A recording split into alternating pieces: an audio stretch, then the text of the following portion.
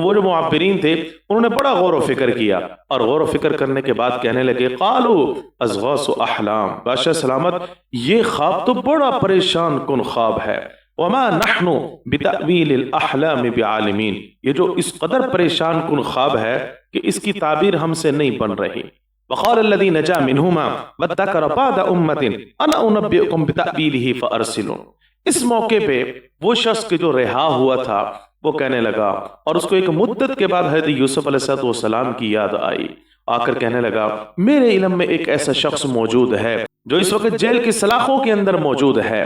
بادشاہ سلامت عزیز مصر، مجھے یقین ہے اس بات کا کہ وہ آپ کے خواب کی تعبیر ضرور دے گا۔ راجہ وہ خواب لے کر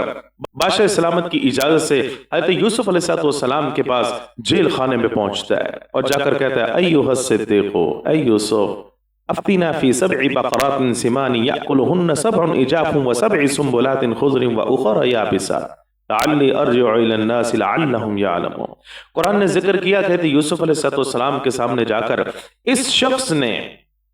حضرت یوسف علیہ السلام کے سامنے جا کر اس شخص نے خواب پوچھا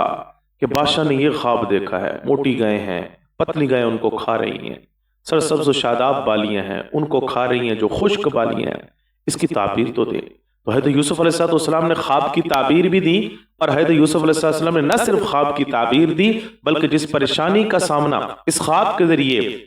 مصر اور اس کی رعایا کو کرنا تھا آنے والے 7 سالوں میں، اس کا حل بھی بیان کیا، اس کا تدارک بھی ذکر کیا۔ چنانچہ قرآن مجید فرقان حمید نے اس کو اس انداز میں بیان کیا، فرمایا قال تزرعون 7 سنین دأبا فما حصدتم فذروه في سنبله الا قليلا مما تأكلون، تمہارے اوپر 7 سال جو ہے بڑے سرسبز و شاداب آئیں گے، بادل برسے گا، زمین اپنی فصل نکالے گی، تو تم ایسے کرنا اس میں جو سرسبز و شاداب 7 سال آئیں گے اس میں تم نے اپنے لیے بہت ساری کھیتی کو جمع کر لینا ہے، کیونکہ اس کے بعد جو 7 سال آئیں گے وہ قحط سالی کے ہوں گے۔ اور پھر اس کا حال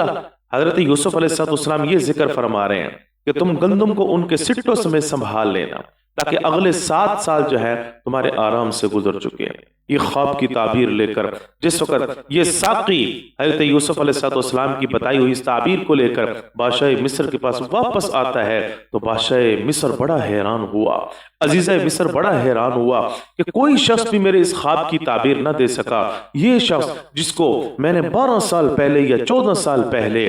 میں نے جیل کی سلاخوں کے اندر ڈالا تھا، آج اس نے مجھے اس خواب کی تعبیر دی ہے۔ ان کے دل کے اندر حضرت یوسف علیہ السلام کی محبت دوبارہ سے اجاگر ہو گئی۔